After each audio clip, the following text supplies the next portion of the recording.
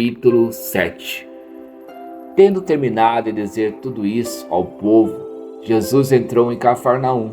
Ali estava o servo de um centurião, doente e quase à morte, a quem seu senhor estimava muito.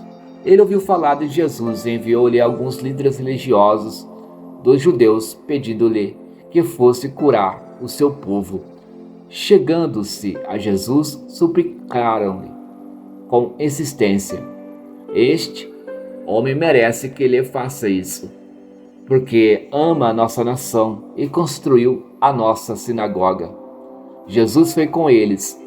Já estava perto da casa quando o centurião mandou amigos dizerem a Jesus: Senhor, não te incomodes, pois não mereço receber-te debaixo do meu teto.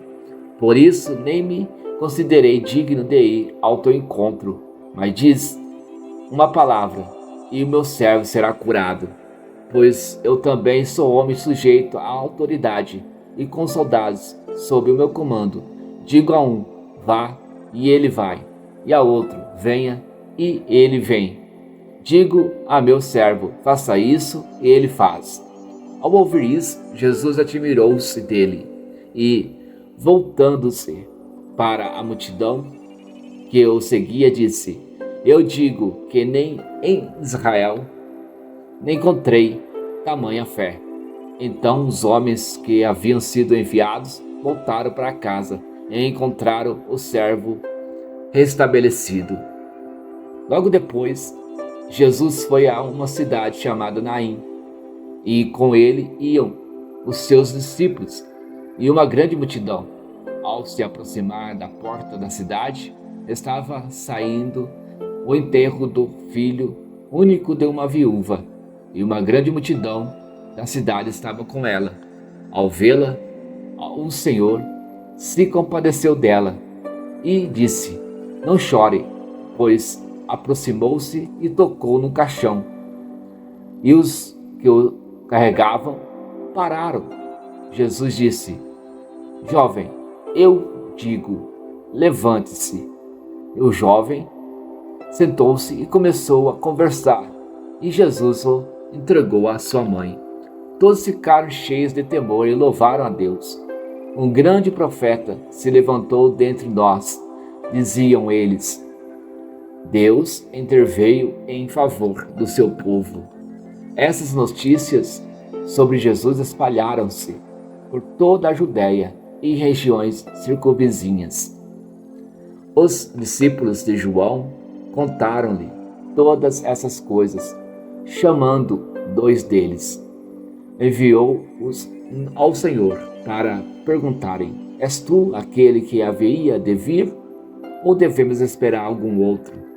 Dirigindo-se a Jesus, aqueles homens disseram: João Batista nos enviou para te perguntarmos: és tu aquele que havia de vir, ou devemos esperar algum outro? Naquele momento, Jesus curou muitos que tinham males, doenças graves e espíritos imundos, e concedeu visão a muitos que eram cegos. Então ele respondeu aos mensageiros: voltem e anunciem a João o que vocês viram e ouviram. Os cegos veem, os aleijados andam, os leprosos são purificados, os surdos ouvem, os mortos são ressuscitados, e as boas novas são pregadas aos pobres.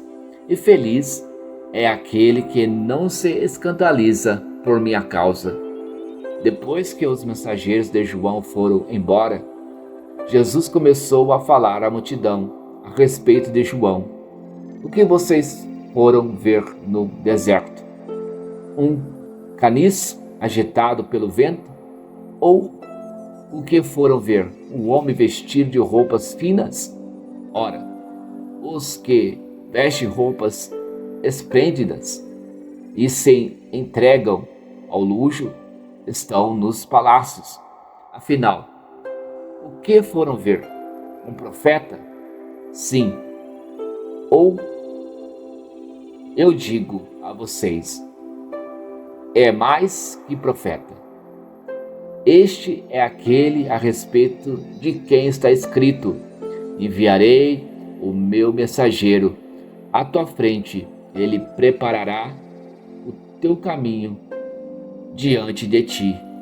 Eu digo que entre os que nasceram de mulher, não há ninguém maior do que João. Todavia, o menor no reino de Deus é maior do que ele. Todo o povo, até os publicanos, ouvindo as palavras de Jesus, reconheceram que o caminho de Deus era justo, sendo batizados por João. Mas os fariseus e os peritos da lei rejeitaram o propósito de Deus para eles, não sendo batizados por João. A que posso, pois, comparar os homens dessa geração? Prosseguiu Jesus. Com que se parecem? São como crianças que ficam sentadas na praça e gritam umas às outras: nós tocamos flauta, mas vocês não dançaram. Cantamos um lamento, mas vocês não choraram.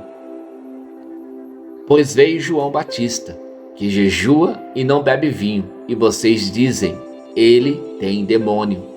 Veio o Filho do Homem, comendo e bebendo, e vocês dizem, aí está um comilão e beberrão, amigo de publicanos e pecadores.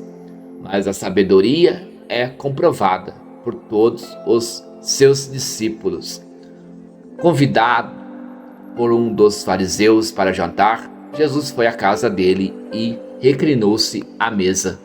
Ao saber que Jesus estava comendo na casa do fariseu, certa mulher daquela cidade, uma pecadora, trouxe um frasco de alabastro com perfume e se colocou atrás de Jesus, a seus pés, chorando. Começou a molhar-lhe os pés com as suas lágrimas.